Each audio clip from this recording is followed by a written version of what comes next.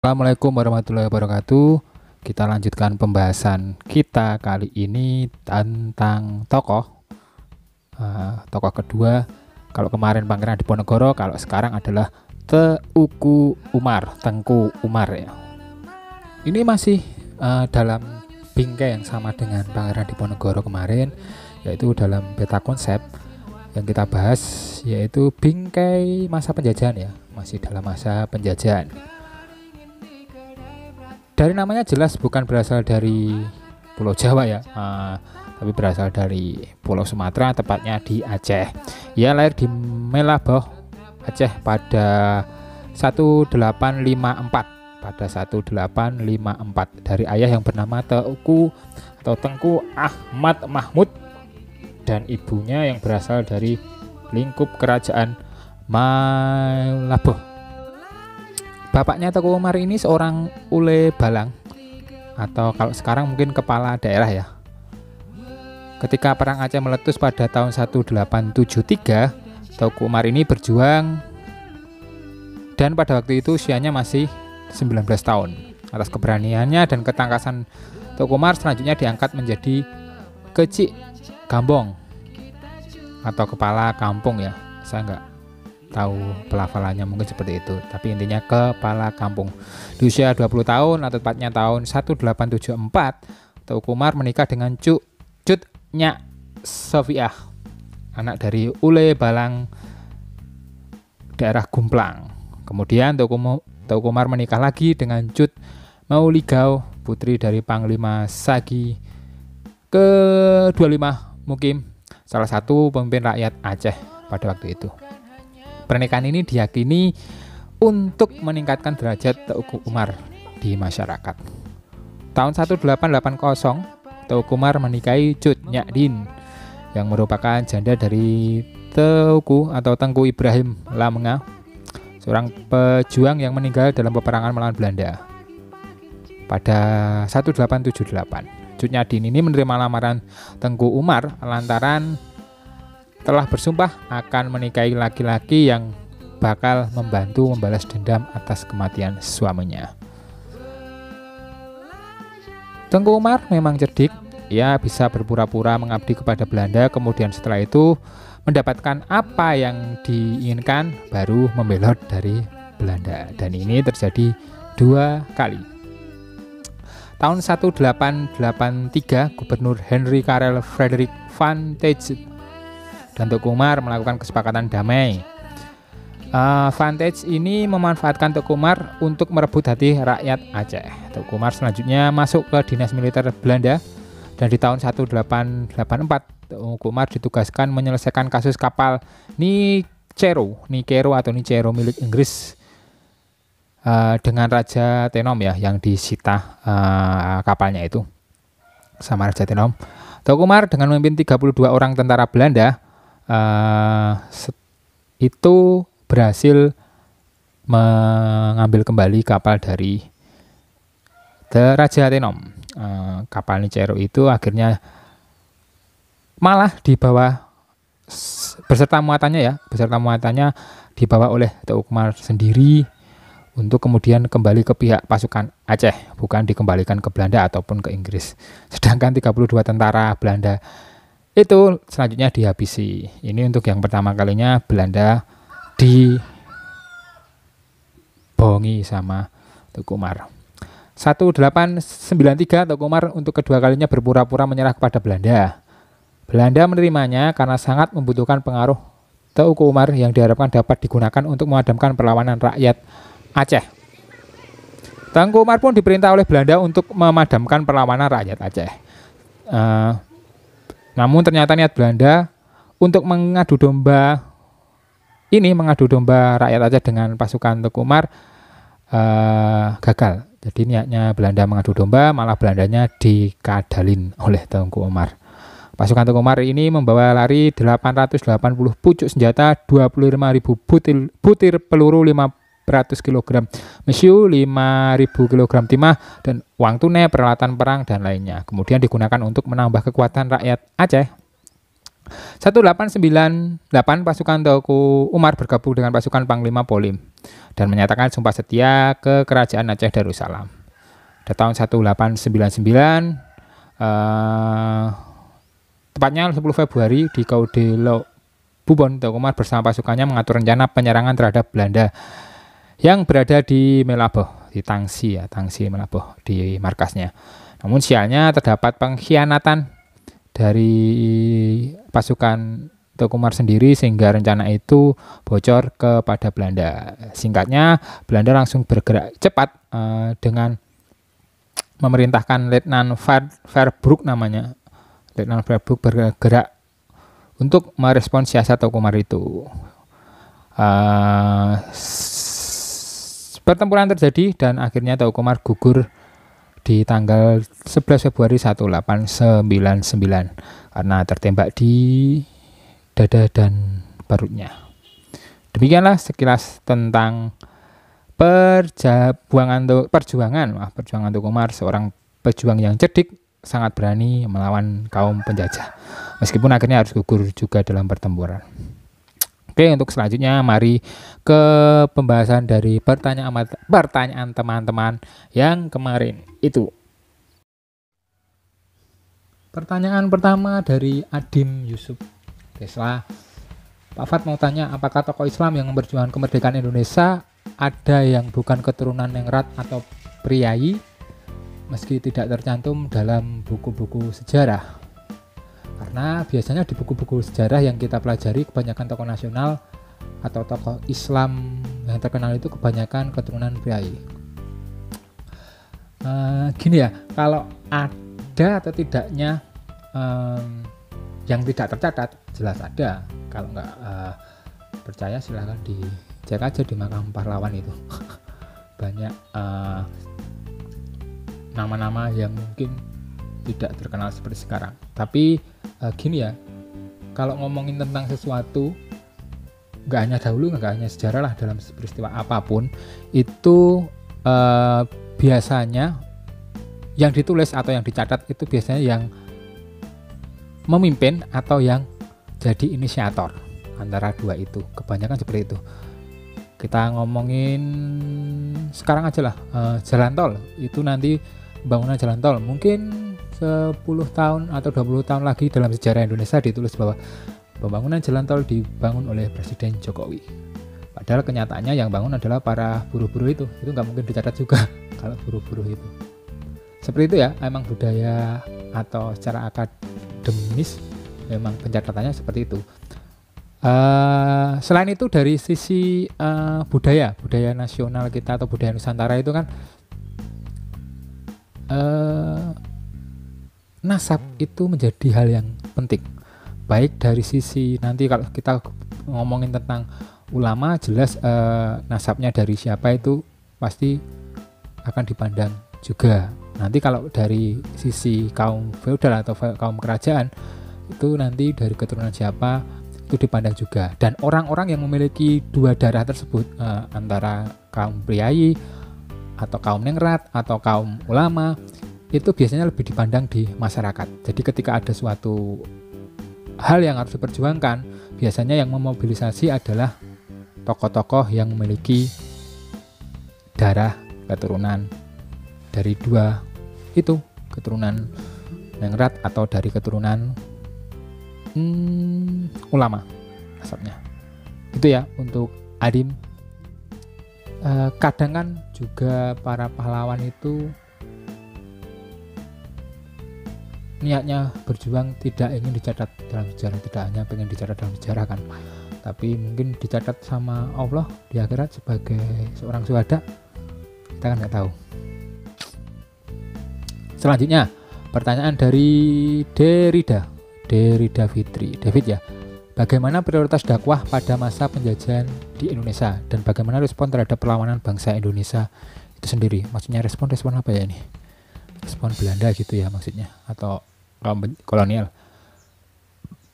Pertanyaan ini mungkin saya tarik ke, atau mungkin saya lebarkan ke perlawanan rakyat Aceh aja. Prioritas dakwah jelas masih sama, karena memang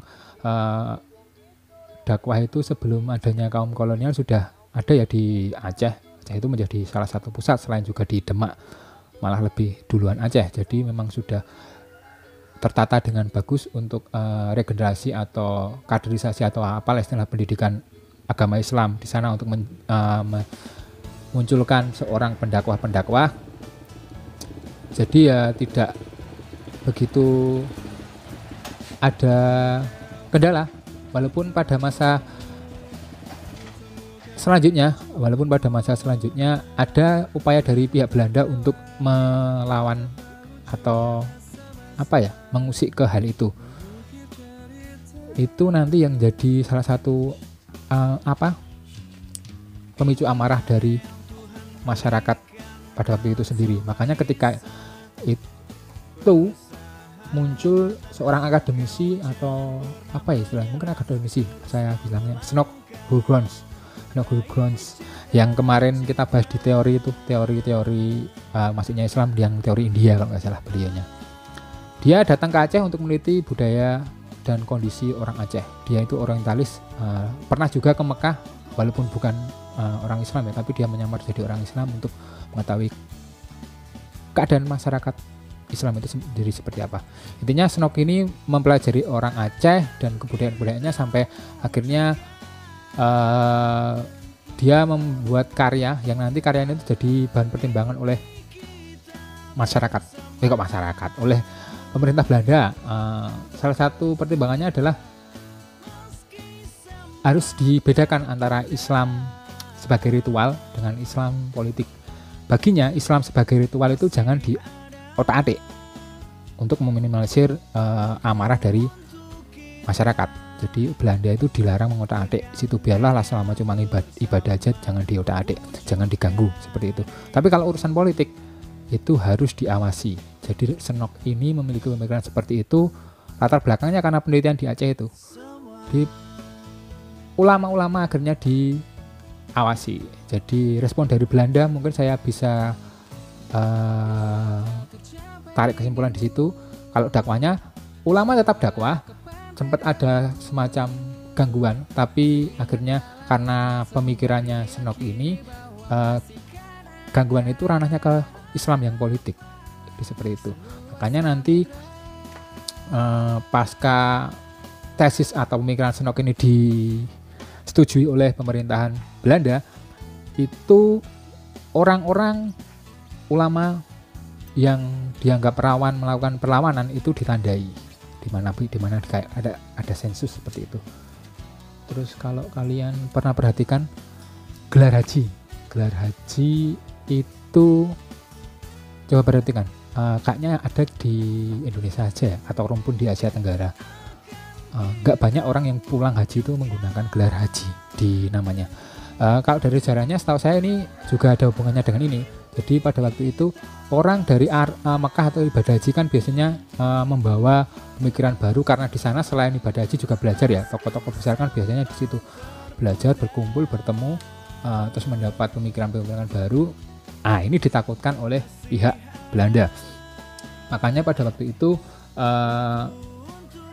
diberi tanda. Jadi setiap yang pulang dari Mekah itu diberi tanda dengan itu, ada semacam kebijakan untuk penamaan nama di depannya dikasih nama haji seperti itu, untuk sebagai tanda sewaktu-waktu kalau ada penyerangan atau pemberontakan, Belanda sudah tahu, oh ini diambil ulamanya. Jadi jangan sampai semakin meluas karena ulama ini, karena di konsep Islam sendiri ketika ngomong jihad itu pasti gerakannya akan besar. Itu ya untuk David, maaf agak melebar-lebar soalnya sekalian masuk ke sini ke pembahasan tentang Aceh. Ketiga, Rois Maulana Bratwa. Mengapa para ulama itu sering menggunakan strategi dengan mengatasnamakan jihad Islam, padahal banyak juga agama lain yang bantu? Apakah ada perselisihan? Karena jika menganggap perang itu jihad melawan kafir, berarti agama Islam di Indonesia turut sakit. Bagus ini pertanyaannya.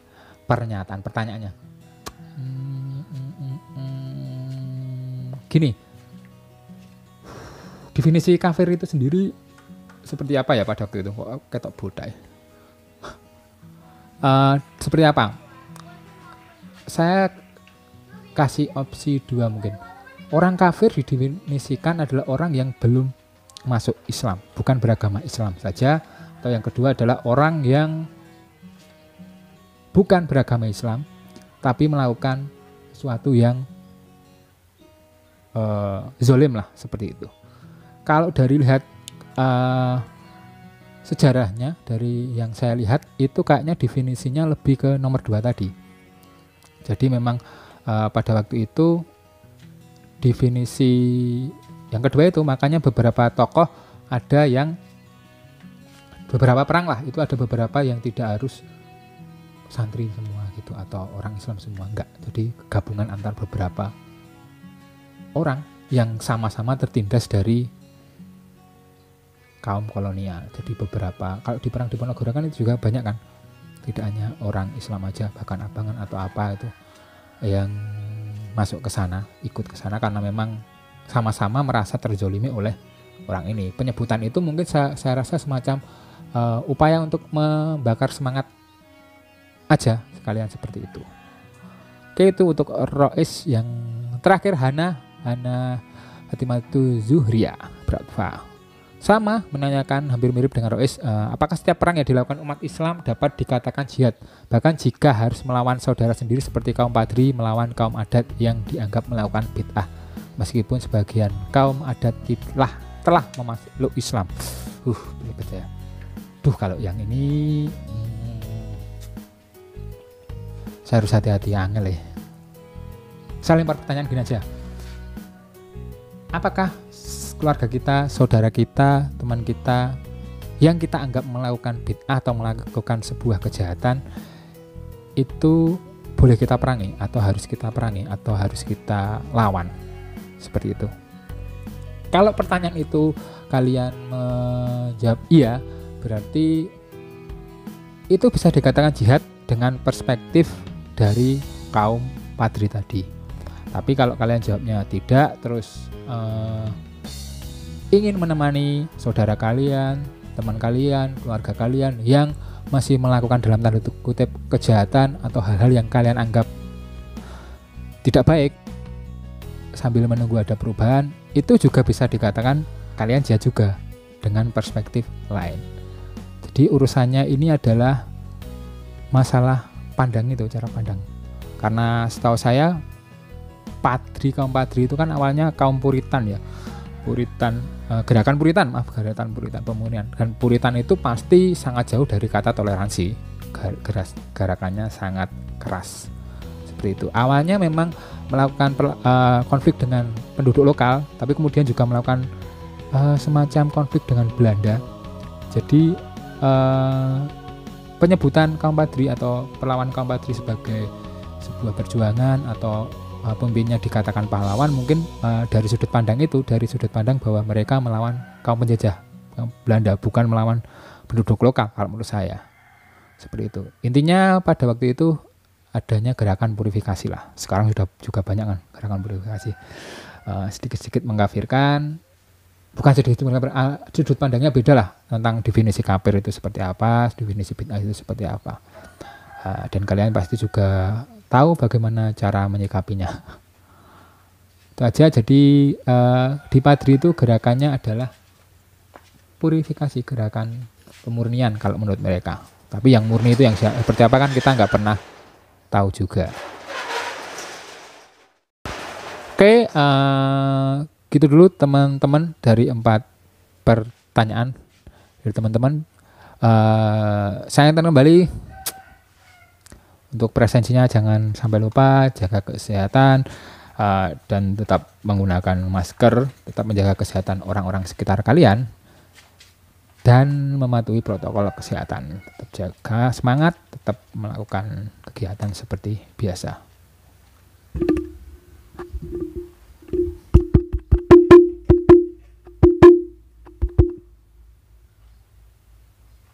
Tarik ses semongko kini yeah.